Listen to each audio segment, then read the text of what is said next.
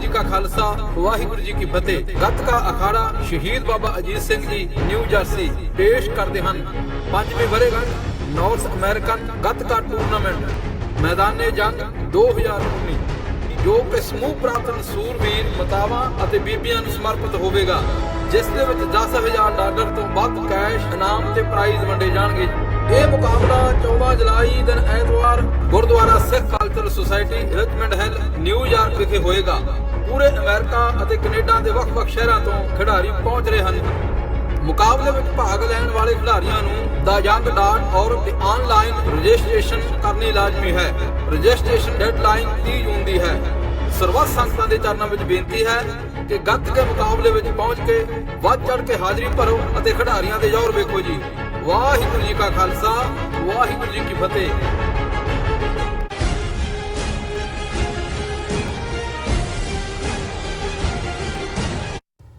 ਦਰਸ਼ਕ ਬ੍ਰੇਕ ਤੋਂ ਬਾਅਦ ਤੁਹਾਡਾ ਸਭ ਦਾ ਨਿੱਘਾ ਸਵਾਗਤ ਹੈ। ਹੁਣ ਆਪਾਂ ਗੱਲਬਾਤ ਕਰਾਂਗੇ ਜੋ ਅੱਜ ਦਾ ਥਰਡ ਵਾਲਾ ਅਹਿਮ ਇਸ਼ੂ ਹੈ, ਉਸ ਉੱਪਰ ਸਾਨੂੰ ਤੁਹਾਡੇ ਜੋ ਮੈਸੇਜ ਨੇ ਉਹ ਮਿਲ ਚੁੱਕੇ ਨੇ। ਸੋ ਲਿਖਣ ਲਈ ਤੁਹਾਡਾ ਸਭ ਦਾ ਬਹੁਤ ਬਹੁਤ ਸ਼ੁਕਰੀਆ। ਥੋੜੇ ਪਲਾਂ ਵਿੱਚ ਅਸੀਂ ਤੁਹਾਡੇ ਮੈਸੇਜ ਸ਼ੇਅਰ ਕਰਨ ਜਾ ਰਹੇ ਹਾਂ, ਸੋ ਤੁਸੀਂ ਸਾਡੇ ਨਾਲ ਇਸੇ ਤਰ੍ਹਾਂ ਹੀ ਜੁੜੇ ਰਹਿਣਾ। ਜੀ ਰਾਜ ਸਾਹਿਬ ਕੀ ਕਹਿਣਾ ਚਾਹੋਗੇ ਜੋ ਅੱਜ ਦਾ ਅਗਲਾ ਥਰਡ ਵਾਲਾ ਇਸ਼ੂ ਹੈ ਉਸ ਉੱਪਰ? ਦੇਖੋ ਅੱਜ ਅਸੀਂ ਕਿਉਂਕਿ ਜਿੱਥੇ ਨਾਲ ਲੱਗਦੇ ਅਸੀਂ ਫੇਸਬੁੱਕ ਔਰ YouTube ਮੈਸੇਜ ਸ਼ੇਅਰ ਕਰ ਲੈਂਦੇ ਜੀ। ਮੇਰੀ ਕੋਸ਼ਿਸ਼ ਹੁੰਦੀ ਹੈ ਵੀ ਜਿਹੜੇ ਸਾਨੂੰ ਈਮੇਲ ਰਾਹੀਂ sos@tv84.tv ਤੇ ਆਏ ਨੇ ਉਹਨਾਂ ਨਾਲ ਵੀ ਅਸੀਂ ਸਾਂਝ ਪਾਈਏ ਔਰ ਇਸ ਸੈਗਮੈਂਟ 'ਚ ਅਸੀਂ ਉਹਨਾਂ 'ਚੋਂ ਕੁਝ ਮੈਸੇਜ ਪਿਕ ਕੀਤੇ ਨੇ ਔਰ ਬਾਅਦ ਦੇ ਵਿੱਚ ਅਸੀਂ YouTube ਔਰ ਫੇਸਬੁੱਕ ਵਾਲੇ ਮੈਸੇਜ ਵੀ ਲਵਾਂਗੇ।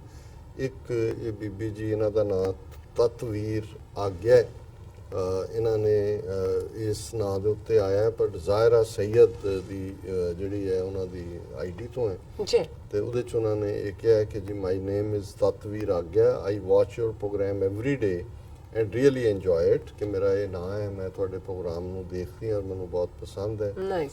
ਆਈ ਆਲਸੋ ਗॉट ਮਾਈ ਬ੍ਰਦਰ ਰਿਜਵਾ ਆਗਿਆ and bumper agya to watch your episode.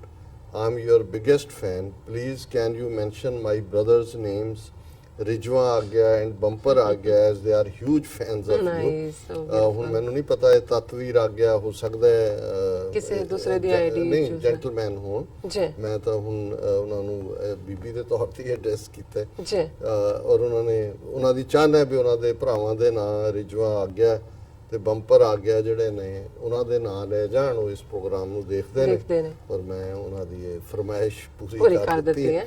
ਔਰ ਫਿਰ ਉਹਨਾਂ ਨੇ ਕਿਹਾ ਕਿ ਵੀ please could you talk about ways of which the Kartarpur corridor will benefit recovering the relations between both countries. Kind regards ਤਤਵੀਰ ਆਗਿਆ। ਇਹ ਜੈਂਟਲਮੈਨ ਵੀ ਹੋ ਸਕਦੇ ਨੇ। ਉਹਦੇ 'ਚ ਇਹਨਾਂ ਨੇ ਇਹ ਕਿਹਾ ਕਿ ਕਰਤਾਰਪੁਰ ਕੋਰੀਡੋਰ ਜਿਵੇਂ ਜਿਹੜਾ ਹੈ ਉਹ ਕਿਸ ਤਰੀਕੇ ਦੇ ਨਾਲ ਦੋਨਾਂ ਦੇਸ਼ਾਂ ਦੇ ਜਿਹੜੇ ਰਿਲੇਸ਼ਨਸ ਨੇ, ਸੰਬੰਧ ਨੇ, ਉਹਨਾਂ ਨੂੰ ਇੰਪਰੂਵ ਕਰ ਸਕਦੇ। ਦੇਖੋ ਇਸ ਇਸ਼ੂ ਦੇ ਉੱਤੇ ਅਸੀਂ ਅਕਸਰ ਗੱਲ ਕਰਦੇ ਹਾਂ। ਕੱਲ੍ਹ ਵੀ ਇੱਕ ਸੈਗਮੈਂਟ ਕੀਤਾ ਸੀ ਜਦੋਂ ਸਾਡੇ ਇੱਕ ਵਿਊਅਰ ਪਾਕਿਸਤਾਨੀ ਵੀਰ ਨੇ ਲਿਖਿਆ ਸੀ ਕਿ corridor is symbol of peace. ਸੋ ਅਸੀਂ ਸਮਝਦੇ ਹਾਂ ਕਿ ਇਹ ਸਿੰਬਲ ਆਫ ਪੀਸ ਹੋਣਾ ਚਾਹੀਦਾ ਹੈ ਪਰ ਔਰ ਬਣੇਗਾ ਅਲਟੀਮੇਟਲੀ, ਪਰ ਜਿਨ੍ਹਾਂ ਦੇ ਨਾਲ ਵਾਹ ਹੈ ਖਾਸ ਤੌਰ ਤੇ ਦਿੱਲੀ ਦੇ ਹਾਕਮ ਅੱਜ ਦੀ ਡੇਟ ਦੇ ਵਿੱਚ ਉਹਨਾਂ ਦਾ ਤਾਂ ਸਾਰਾ ਤੋਰੀ ਫੁਲਕਾ ਹੀ ਇਸ ਗੱਲ ਦੇ ਉੱਤੇ ਤੁਰਦਾ ਹੈ ਕਿ ਉਹ ਪਾਕਿਸਤਾਨ ਦੇ ਖਿਲਾਫ, ਮੁਸਲਮਾਨਾਂ ਦੇ ਖਿਲਾਫ, ਈਸਾਈਆਂ ਦੇ ਖਿਲਾਫ, ਸਿੱਖਾਂ ਦੇ ਖਿਲਾਫ ਨਫ਼ਰਤ ਉਹੀ ਉਹ ਬੀਜਦੇ ਨੇ, ਉਸੇ ਨੂੰ ਹੀ ਉਹ ਵੱਢਦੇ ਨੇ, ਉਸੇ ਨੂੰ ਹੀ ਉਹਨਾਂ ਨੇ ਵੱਢਿਆ। ਬੜੀ ਭਰਪੂਰ ਫਸਲ ਕੀਤੀ ਹੈ ਉਹਨਾਂ ਨੇ, ਜਿਵੇਂ 350 ਤੋਂ ਜ਼ਿਆਦਾ ਸੀਟਾਂ ਭਾਰਤ ਦੀ ਪਾਰਲੀਮੈਂਟ 'ਚ ਉਸ ਨਫ਼ਰਤ ਦੇ ਸਿਰ ਤੇ ਲਈਆਂ ਨੇ। ਸੋ ਮੈਨੂੰ ਨਹੀਂ ਲੱਗਦਾ, ਹਾਲਾਂਕਿ ਅਕਾਲ ਪੁਰਖ ਰੱਬ ਦਾ ਇੱਕ ਆਪਣਾ ਜ਼ੋਰ ਹੁੰਦਾ ਹੈ, ਉਹ ਕਿਵੇਂ ਸਭ ਕੁਝ ਜਿਹੜਾ ਬਦਲ ਦਿੰਦਾ ਹੈ। ਨੀਚੋਂ ਊਚ ਕਰੇ ਮੇਰਾ ਗੋਬਿੰਦ, ਇਹ ਥੱਲੜੇ ਉੱਤੇ ਆ ਜਾਂਦੇ ਨੇ, ਉਸੇ ਨੂੰ ਹੀ ਕਹਿੰਦੇ ਨੇ ਵੀ ਹੇਠਲੀ ਉੱਤੇ ਲਿਆ ਦਿੱਤੀ। ਸੋ ਇਹ ਜਿਵੇਂ ਅੱਤ ਵੱਲ ਜਾ ਰਹੇ ਨੇ, ਆਏਗੀ ਤਾਂ ਹੇਠਲੀ ਉੱਤੇ, ਪਰ ਮੈਨੂੰ ਨਹੀਂ ਲੱਗਦਾ ਕਿ ਇਹ ਪਾਕਿਸਤਾਨ ਦੇ ਨਾਲ ਨਾਰਮਲ ਰਿਲੇਸ਼ਨਸ ਕਰਨ ਦੇ ਲਈ ਕੋਈ ਇਹਨਾਂ ਦਾ ਇਰਾਦਾ ਹੈ। ਇਹਨਾਂ ਨੂੰ ਸੂਟ ਨਹੀਂ ਕਰਦਾ ਕਿਉਂਕਿ ਇਹਨਾਂ ਦਾ ਜਿਹੜੀ ਸਾਰੀ ਹੋਂਦ ਹੀ ਆ ਉਹ ਨਫ਼ਰਤ ਦੇ ਉੱਤੇ ਟਿਕੀ ਹੋਈ ਹੈ ਔਰ ਜਿਸ ਦੀ ਹੋਂਦ ਹੀ ਨਫ਼ਰਤ ਤੇ ਟਿਕੀ ਹੋਏ ਉਸ ਤੋਂ ਤੁਸੀਂ ਇਹ ਆਸ ਕਰੋ ਕਿ ਵੀ ਉਹ ਪਿਆਰ ਦੇ ਗੀਤ ਗਾਏ, ਪਿਆਰ ਦੇ ਉਹ ਤੁਹਾਨੂੰ ਨਗਮੇ ਸੁਣਾਏ। ਸੋ ਇਸ ਬਾਰੇ ਘੱਟੋ ਘੱਟ ਮੈਨੂੰ ਕੋਈ ਭੁਲੇਖਾ ਨਹੀਂ। ਹਾਂ, ਇਹ ਜ਼ਰੂਰ ਹੈ ਕਿ ਇਸ ਚੋਂ ਜਿਹੜੀ ਮੁਹੱਬਤ ਦੋਨਾਂ ਕੌਮਾਂ ਦੀ, ਸਿੱਖਾਂ ਮੁਸਲਮਾਨਾਂ ਦੀ ਆਪਸ ਦੇ ਵਿੱਚ ਬਣੀ ਹੈ, ਨਿਕਲੀ ਹੈ, ਇਹ ਅੱਗੇ ਤੁਰੇ। ਖਾਲਿਸਤਾਨ ਦੀ ਲਹਿਰ ਜਿਹੜੀ ਹੈ ਇੱਕ ਸੱਚਮੁੱਚ ਹਕੀਕਤ ਦੇ ਵਿੱਚ ਬਫਰ ਸਟੇਟ ਖਾਲਿਸਤਾਨ ਦੀ ਕਾਇਮੀ ਤੱਕ ਪਹੁੰਚੇ, ਆਪਣੇ ਮੰਜ਼ਿਲੇ ਮਕਸੂਦ ਤੱਕ। ਸੋ ਜ਼ਾਹਰ ਹੈ ਕਿ ਖਾਲਿਸਤਾਨ ਦੇ ਨਾਲ ਫਿਰ ਪਾਕਿਸਤਾਨ ਦਾ ਉਵੇਂ ਹੀ ਭਰਾਵਾਂ ਵਾਲਾ, ਜਿਵੇਂ ਅਮਰੀਕਾ ਕੈਨੇਡਾ ਦੀ ਰਿਲੇਸ਼ਨਸ਼ਿਪ ਹੈ, ਉਵੇਂ ਹੀ ਹੋਏਗੀ ਔਰ ਉਹੀ ਅਲਟੀਮੇਟਲੀ ਅਮਨ ਦੀ ਜਾਮਨ ਹੋਏਗੀ। ਇਹਨਾਂ ਦੇ ਹੁੰਦਿਆਂ ਕੋਈ ਤਬਦੀਲੀ ਦੀ ਆਸ ਨਹੀਂ ਕੀਤੀ ਜਾ ਸਕਦੀ। ਫਿਰ ਇਹ ਸੀਕਿੰਗ ਟਰੂਥ ਦੀ ਆਈਡੀ ਤੋਂ ਕਲੀਮ ਜੀ ਦਾ ਆਇਆ ਸਾਨੂੰ, ਉਹਨਾਂ ਨੇ ਕਿਹਾ ਕਿ ਡੀਅਰ ਡਾਕਟਰ ਸਾਹਿਬ, ਸਿਸਟਰ ਨੀਲਮ, ਸਤਿ ਸ਼੍ਰੀ ਅਕਾਲ, ਸਲਾਮ। Firstly, I would like to express my gratitude and gratefulness. I am seeing my email being included and read by dear Dr. Saab, and I hope this email will also be included in upcoming Friday show. ਅਸੀਂ ਇੱਕ ਦਿਨ ਪਹਿਲਾਂ ਪੜ੍ਹ ਦਿੱਤੀ, ਕਿਉਂਕਿ ਹੁਣ ਇਹਨਾਂ ਨੇ ਲਫ਼ਜ਼ ਇੰਨੇ ਫਲੈਟਰਿੰਗ ਵਾਲੇ ਕਹੇ ਨੇ ਕਿ ਵੀ ਚੰਗੇ ਲੱਗਦੇ ਨੇ।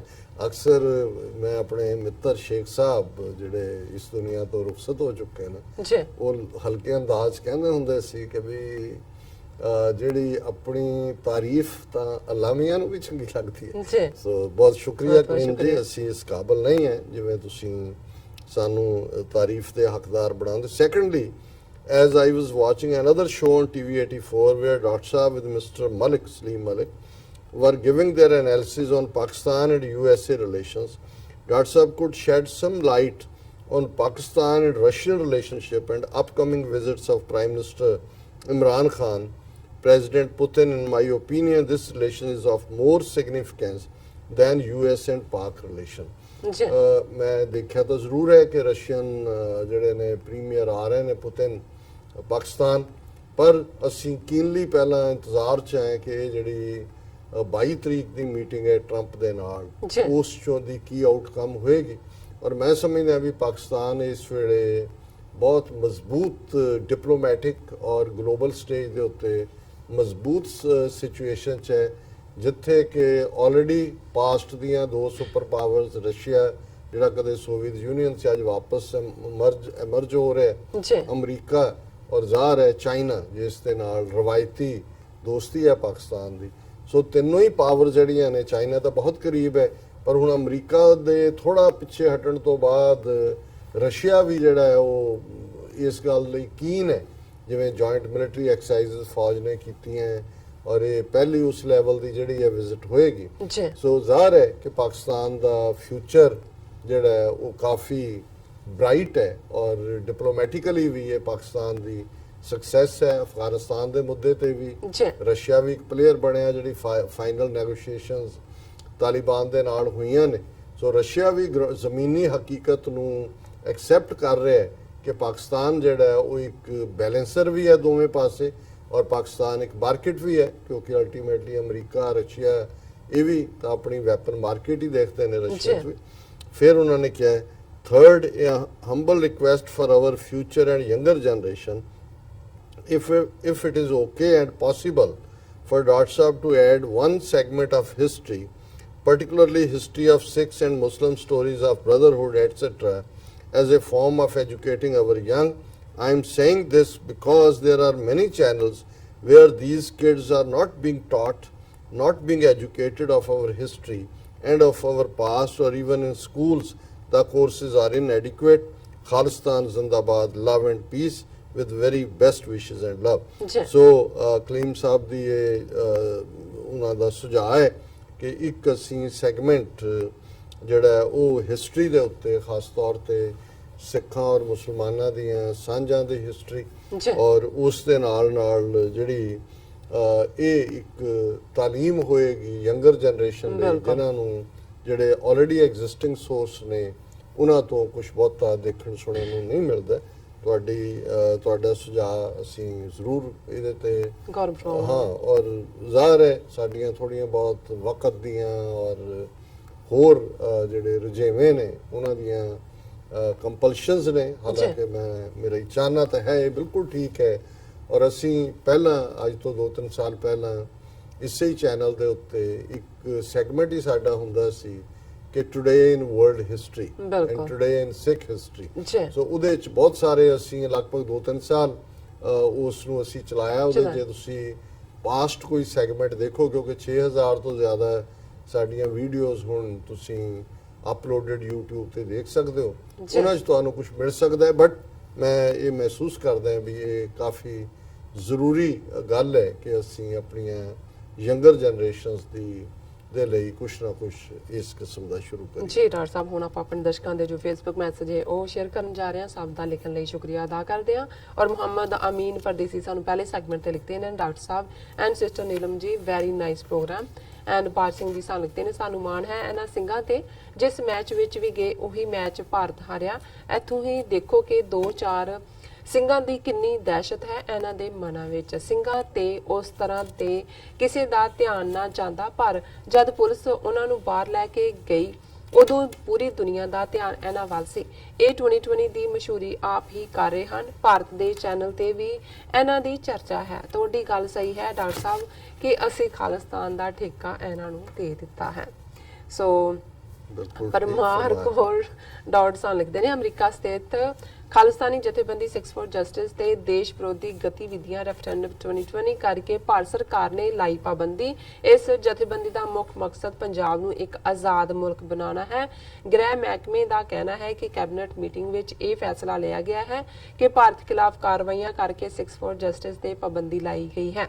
ਇਹ ਜਥੇਬੰਦੀ ਭਾਰਤ ਨੂੰ ਤੋੜਨ ਦੇ ਏਜੰਡੇ ਤੇ ਕੰਮ ਕਰਦੀ ਹੈ। ਰਾਏਸ਼ੁਮਾਰੀ ਰੈਫਰੈਂਡਮ 2020 ਰਾਹੀਂ ਪੰਜਾਬ ਨੂੰ ਭਾਰਤ ਤੋਂ ਵੱਖ ਕਰਨਾ ਚਾਹੁੰਦੀ ਹੈ।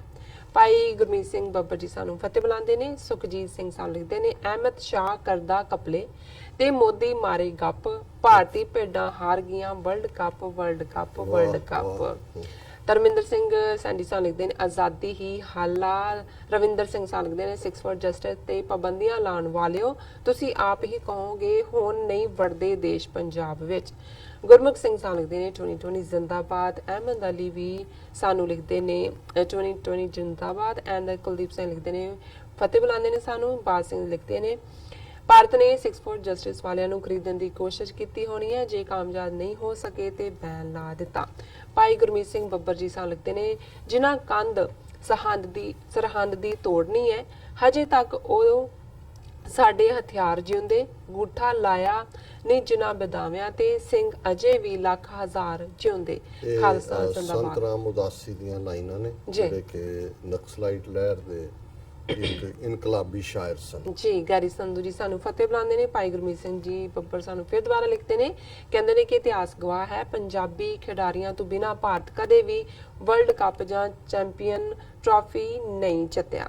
ਦਰਸ਼ਨ ਸਿੰਘ ਜੀ ਸਾਨੂੰ ਫਤਿਹ ਬੁਲਾਉਂਦੇ ਨੇ। ਪਰਮਾਰ ਕੌਰ ਦੌੜ ਸਾਨੂੰ ਲਿਖਦੇ ਨੇ, ਭਾਜੀ ਹੁਣ ਪ੍ਰਮਾਤਮਾ ਦੀ ਮਿਹਰ ਸਦਕਾ ਸਿੱਖ ਦਾ ਰਾਜ ਆਵੇਗਾ, ਰਾਜ ਕਰੇਗਾ ਖਾਲਸਾ। ਬਾਜ ਸਿੰਘ ਜੀ ਸਾਨੂੰ ਲਿਖਦੇ, ਪੰਡਤਾਂ ਪਿੱਛੇ ਲੱਗ ਕੇ ਮੁਗਲਾਂ ਵੀ ਰਾਜ ਗਵਾ ਲਏ, ਹੁਣ ਦੇਖੋ ਕਿ ਹੋਰ ਕਿਸ ਦੀ ਵਾਰੀ ਹੈ। ਕੁਲਦੀਪ ਸਿੰਘ ਸਾਨੂੰ ਲਿਖਦੇ ਨੇ, ਸਾਡੇ ਪੰਮੇ ਵੀਰ ਦੀ ਹਾਰ ਲੈ ਕੇ ਬੈਠ ਗਈ ਗੰਦਸਤਾਨ ਨੂੰ, ਹਾਰ ਗਏ ਨਿਊਜ਼ੀਲੈਂਡ ਤੋਂ ਕ੍ਰਿਕਟ। ਸੋ ਹਰਪ ਸਿੰਘ ਮੰਦਰ ਸਾਨੂੰ ਲਿਖਦੇ ਨੇ, ਅਕਾਲ ਸਿੰਘੋ ਹੌਸਲੇ ਨਾ ਢਾਇਓ, ਸੀਸ ਤਲੀ ਤੇ ਟਿਕਾਇਓ, ਨੀਲੇ ਅੰਬਰੂ ਆਵਾਜ਼ ਇੱਕ ਆਈ ਖਾਲਸਾ, ਤੇਰਾ ਬਾਜਾਂ ਵਾਲਾ ਹੋਵੇਗਾ ਸਹਾਈ ਖਾਲਸਾ। So nice. ਬਲਵੰਤ ਜਸਲ ਸਾਨੂੰ ਲਿਖਦੇ ਨੇ 2020। ਕੁਲਦੀਪ ਸਿੰਘ ਵੀ ਸਾਨੂੰ 2020 ਲਿਖਦੇ ਨੇ। ਐਂਡ ਬਾਜ ਸਿੰਘ ਜੀ ਸਾਨੂੰ ਫਤਿਹ ਬੁਲਾਉਂਦੇ ਨੇ। ਈਸ਼ਾ ਇਮਾਨ ਲਿਖਦੇ ਨੇ ਖਾਲਿਸਤਾਨ ਜ਼ਿੰਦਾਬਾਦ। ਬਸ਼ੀਰ ਜੀ ਸਾਨੂੰ ਹਮੇਸ਼ਾ ਤਰ੍ਹਾਂ ਲਿਖਦੇ ਨੇ ਗ੍ਰੇਟ ਖਾਲਿਸਤਾਨ। ਮੋਹਸਿਨ ਅਲੀ ਸਾਨੂੰ ਲਿਖਦੇ ਨੇ ਵੀ sport free Khalistan movement। and Baz Singh ji san likhte ne, banning 6 for justice shows the true face of Indian dictatorship. This shows India's suppressed the voice of common people. It's not democracy but it's a dictatorship. Crying of India shows that Sikhs are on right path. We are proud of 6 for justice and we are with the 6 for justice। Khalistan Zindabad 2020 उन्होंने किया है। दलजीत सिंह सन लिखते हैं, God bless you both of doctor साहब and TV 84 team. Sikh for justice जिंदाबाद ना लिखा है। गुरमुख सिंह सन लिखते हैं, वेरी नाइस जॉब जी। एंड गुरमुख सिंह जी सन लिखते हैं, वेरी नाइस जॉब जी डॉक्टर साहब। YouTube ਤੇ ਗੈਰੀ ਸੰਧੂ SAD ਦੇ ID ਤੋਂ ਵੀ ਹੈ ਖਾਲਿਸਤਾਨ ਜ਼ਿੰਦਾਬਾਦ। ਸਾਡਾ ਆਪਣਾ ਖਾਲਿਸਤਾਨ ਬਣੇਗਾ ਗੁਰੂ ਦੀ ਆਸ਼ੀਰਵਾਦ ਨਾਲ। ਸ਼ਾਹ ਨਵਾਜ਼ ਖਾਲਿਸਤਾਨ ਜ਼ਿੰਦਾਬਾਦ। ਜਗਦੀਪ ਕੌਰ ਰਾਣਾ ਚੜ੍ਹਦੀ ਕਲਾ ਦਾ ਮੈਸੇਜ ਦਿੰਦੇ ਨੇ ਜੀ। ਸੀਕਿੰਗ ਟਰੂਥ ਆਈਡੀ ਤੋਂ ਹੈ ਡਾਕਟਰ ਸਾਹਿਬ ਸਿਸਟਰ ਨੀਲਮ ਸਤਿ ਸ਼੍ਰੀ ਅਕਾਲ ਐਂਡ ਸਲਾਮ। ਖਾਲਿਸਤਾਨ ਜ਼ਿੰਦਾਬਾਦ। Your work is bringing Sikh and Muslim brothers closer and we appreciate a lot and we respect and love you TV84 good job again ਬਹੁਤ ਬਹੁਤ ਸ਼ੁਕਰੀਆ ਜੀ। ਫਿਰ ਹੈਦਰ ਜੀ ਲਿਖਦੇ ਨੇ ਜਦੋਂ ਸਿੱਖਾਂ ਕੋਲ ਰਾਜ ਸੀ ਤੇ ਦਰਬਾਰ ਸਾਹਿਬ ਤੇ ਸੋਨਾ ਚੜਾਇਆ ਗਿਆ, ਜਦੋਂ ਰਾਜ ਨਹੀਂ ਰਿਹਾ ਤੇ ਬਾਰੂਦ। ਆਪਣਾ ਮੁਲਕ ਬਹੁਤ ਜ਼ਰੂਰੀ ਹੈ ਸਿੱਖ ਭਰਾਵਾਂ ਭੈਣਾਂ ਦੇ ਲਈ। ਖਾਲਿਸਤਾਨ ਜ਼ਿੰਦਾਬਾਦ। ਹੈਦਰ ਜੀ ਤੁਸੀਂ ਬਿਲਕੁਲ ਠੀਕ ਫਰਮਾਇਆ, ਇੱਜ਼ਤ ਔਰ ਆਬਰੂ ਤੁਹਾਡੀ ਪੋਲੀਟੀਕਲ ਪਾਵਰ ਦੇ ਨਾਲ ਹੁੰਦੀ ਹੈ। ਤੁਸੀਂ ਥੋੜਾ ਖਾ ਲਓ, ਜਿਵੇਂ ਕਾਇਦੇ ਆਜ਼ਮ ਨੇ ਕਿਹਾ ਸੀ ਕਿ ਵੀ ਰੁਮਾਲ ਕੱਢ ਕੇ ਉਹਨਾਂ ਨੇ ਕਿਹਾ ਸੀ ਭਾਵੇਂ ਇੰਨਾ ਹੋਏ ਸਾਨੂੰ 24 ਘੰਟੇ 'ਚ ਇੱਕ ਵੇਲੇ ਖਾਣ ਨੂੰ ਮਿਲੇ, ਪਰ ਅਸੀਂ ਪਾਕਿਸਤਾਨ ਤੋਂ ਘੱਟ ਹੁਣ ਕਿਸੇ ਗੱਲ ਦੇ ਉੱਤੇ ਰਾਜ਼ੀ ਨਹੀਂ ਹੋਣਾ। ਸੋ ਕਾਸ਼ ਸਾਡੀ ਲੀਡਰਸ਼ਿਪ ਉਸ ਦੌਰ ਦੀ ਇਸ ਕਦਰ ਵਾਇਜ਼ ਹੁੰਦੀ। ਰਾਣਾ ਮੁਦੱਸਰ ਮਾਸ਼ਾਅੱਲਾ ਕਹਿੰਦੇ ਨੇ ਖਾਲਿਸਤਾਨ ਜ਼ਿੰਦਾਬਾਦ। ਡਾਕਟਰ ਸਾਹਿਬ ਫਾਇੰਦਾਬਾਦ love you all Sikh brothers and sisters ਬਹੁਤ ਬਹੁਤ ਸ਼ੁਕਰੀਆ ਰਾਣਾ ਜੀ। ਚੌਧਰੀ ਗੁਲਾਮ ਦਸਤਗੀਰ ਗੁਰਜਰ ਖਾਲਿਸਤਾਨ ਜ਼ਿੰਦਾਬਾਦ। ज़ीमान वड़ैच खालिस्तान जिंदाबाद। फ़याज़ लोन डॉक्टर साहब सरदारों ने भारत माता के बच्चों को परेशान कर दिया। वेल डन सरदारों, परेशान ही नहीं किया, ये मुतने ला देते। चौधरी गुलाम दस्तगीर गुर्जर लिखते हैं अस्सलाम वालेकुम डॉक्टर साहब एंड योर टीम, अल्लाह पाक सलामत रखे सब नूं। बहुत शुक्रिया चौधरी साहब। बिशारत अली और फिर सैयद तहसीन शाह लिखते हैं my all prayers for our Sikh brothers and sisters and independence of Khalistan. Shahid Bashir good evening जी। सुरिंदर सिंह वाहिगुरू जी कृपा करनगे जी। फ़याज़ लोन ये लिखते हैं कि डॉक्टर साहब पहली बात किसी कंट्री से दुश्मनी नहीं होनी चाहिए, लेकिन अगर दुश्मनी हो दुआ करें ਚੱਜ का दुश्मन हो घटिया ना हो। पाकिस्तान बिल्कुल ठीक है, दुश्मन तो ਚੱਜ ਦਾ ਹੋਏ, घटिया दुश्मन ਨਾਲ ਲੜਨਾ ਵੀ ਸਵਾਦ ਮਾਰਿਆ ਜਾਂਦਾ। शाहिद बशीर पाकिस्तान जिंदाबाद। खालिस्तान जिंदाबाद। Qasim Nawaz great show. Doctor Amarjeet Singh Neelam Kaur sister रब राखा। चौधरी गुलाम दस्तगीर फिर उन्होंने कमेंट किया और सुरिंदर सिंह उन्होंने क्या वाहिगुरू जी राज करेगा खालसा जी, बहुत ही जल्दी वाहिगुरू जी मेहर करनगे 100% जी, बहुत शुक्रिया। और मुज़मा सैयद मैं अकेला ही चला था, जानिब मंजिल लोग आते रहे, कारवां बढ़ता गया। हाँ, मैं अकेला ही चला था, जानिब मंजिल लोग आते रहे, कारवां बनता गया। बहुत बहुत शुक्रिया, तुसी बिल्कुल ठीक फरमाया। और ਅਸੀਂ ਇਸ ਦੇ ਨਾਲ ਹੀ ਜੀ ਹੁਣ ਮੈਂ ਚਾਹਾਂਗੀ ਕਿ ਤੁਸੀਂ ਜੋ ਅੱਜ ਦਾ ਵਿਚਾਰ ਹੈ ਗੁਰਬਾਣੀ ਵਿਚਾਰ ਸਾਡੇ ਦਰਸ਼ਕਾਂ ਨਾਲ ਸਾਂਝਾ ਕਰ ਦਿਓ। ਅਸੀਂ ਸਾਡਾ last segment nuggets of spiritual wisdom ਹੁੰਦਾ ਹੈ, ਪਰ ਅੱਜ ਕਿਉਂਕਿ ਟੌਪਿਕਸ ਨੇ ਜੀ ਕਾਫੀ ਵਕਤ ਲਿਆ, ਸੋ ਅਸੀਂ ਇਸ ਸੈਗਮੈਂਟ ਦੇ ਵਿੱਚ ਹੀ ਪੰਜਵੇਂ ਪਾਤਸ਼ਾਹ ਦਾ ਸ਼ਬਦ ਹੈ ਜੀ। ਔਰ ਕਿਉਂਕਿ ਸਾਡੇ ਬਹੁਤ ਸਾਰੇ ਪਾਕਿਸਤਾਨੀ ਭਰਾ ਭੈਣਾਂ ਵੀ ਇਸ ਪ੍ਰੋਗਰਾਮ ਨਾਲ ਜੁੜਦੇ ਨੇ, ਸੋ ਅਸੀਂ ਦੱਸਦੇ ਹੀ ਹੈ ਕਿ ਜਿਸ ਤਰ੍ਹਾਂ ਇਸਲਾਮ ਦਾ ਬੇਸ ਕੁਰਾਨ ਮਜੀਦ ਹੈ, ਇਸੇ ਤਰ੍ਹਾਂ ਸਿੱਖੀ ਦਾ ਬੇਸ ਗੁਰੂ ਗ੍ਰੰਥ ਸਾਹਿਬ ਹੈ, ਜਿਹੜੇ ਸਾਡੇ ਲਈ ਇਟਰਨਲ ਗੁਰੂ ਨੇ। ਕਿਉਂਕਿ ਇਸ ਦੇ ਵਿੱਚ ਸਿਰਫ ਤੇ ਸਿਰਫ ਰੱਬ ਦੀ, ਵਾਹਿਗੁਰੂ ਦੀ, ਅੱਲਾ ਮੀਆਂ ਦੀ ਸਿਫਤ ਸਲਾਹ ਹੈ, ਉਹਨਾਂ ਦੇ ਹੀ ਗੁਣ ਗਾਏ ਹੋਏ ਨੇ, ਉਹਨਾਂ ਦੀ ਤਾਰੀਫ ਹੈ।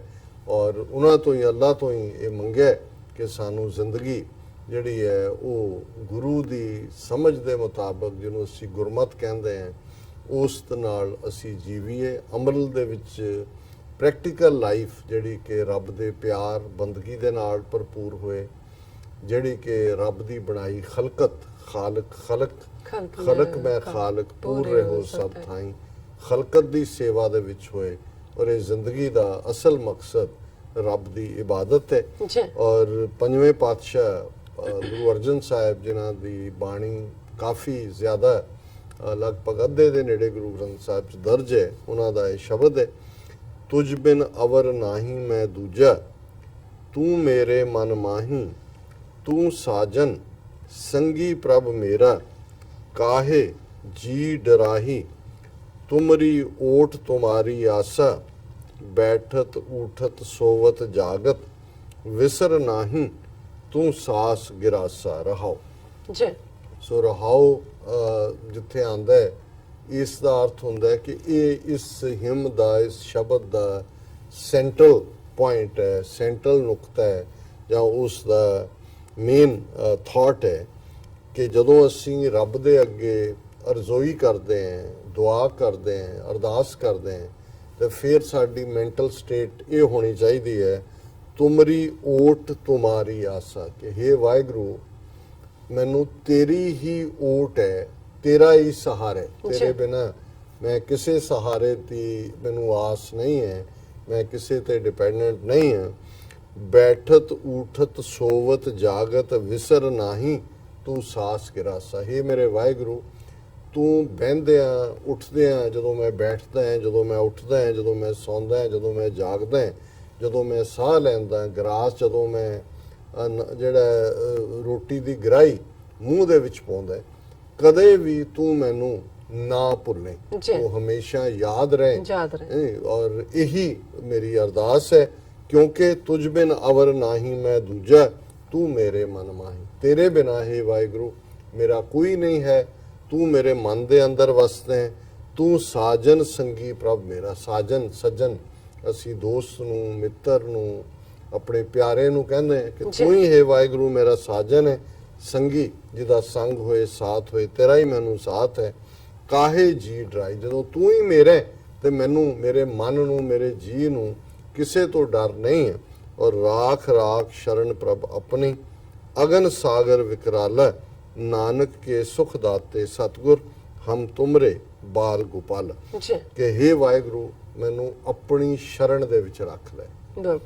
ਜਿਹਨੂੰ ਅਸੀਂ ਕਹਿੰਦੇ ਹਾਂ ਕਿ ਭਾਈ ਤੂੰ ਹੀ ਮੇਰਾ ਸਹਾਰਾ ਹੈ, ਤੇ ਤੂੰ ਮੇਰੇ ਉੱਤੇ ਇੱਕ ਖੰਭ ਬਣ ਜਾ, ਮੈਨੂੰ ਆਪਣੀ ਸ਼ੈਲਟਰ 'ਚ ਲੈ ਲੈ, ਮੈਨੂੰ ਆਪਣੇ ਖੰਭਾਂ ਥੱਲੇ ਲਕੋ ਲੈ। ਰਾਖ ਰਾਖ ਸ਼ਰਨ ਪ੍ਰਭ ਆਪਣੀ, ਅਗਨ ਸਾਗਰ ਵਿਕਰਾਲਾ, ਕਿਉਂਕਿ ਜੋ ਦੁਨੀਆ ਦੇ ਵਿੱਚ ਚੈਲੰਜਸ ਨੇ, ਖਾਸ ਤੌਰ ਤੇ ਮਾਇਆ ਔਰ ਦੁਨੀਆ ਦੇ ਵਿੱਚ ਗੁੰਮ ਜਾਣਾ, ਦੁਨੀਆ ਰੱਬ ਦੀਆਂ ਦਿੱਤੀਆਂ ਹੋਈਆਂ ਜਿਹੜੀਆਂ ਦਾਤਾਂ ਨੇ, ਉਸ ਦੇ ਤੋਹਫੇ ਨੇ, ਉਹਨਾਂ ਨਾਲ ਅਸੀਂ ਚੰਬੜ ਜਾਂਦੇ ਹਾਂ। ਔਰ ਦਾਤ ਪਿਆਰੀ ਵਿਸਰਿਆ ਦਾਤਾਰ, ਅਸੀਂ ਉਹਨਾਂ ਗਿਫਟਸ ਨੂੰ ਪਿਆਰ ਕਰਨ ਲੱਗ ਜਾਂਦੇ, ਪਰ ਜਿਹੜਾ ਦੇਣ ਵਾਲਾ ਹੈ ਰੱਬ ਅੱਲਾ ਮੀਆਂ, ਉਸ ਤੋਂ ਵਿਥ ਬਣ ਜਾਂਦੀ ਹੈ।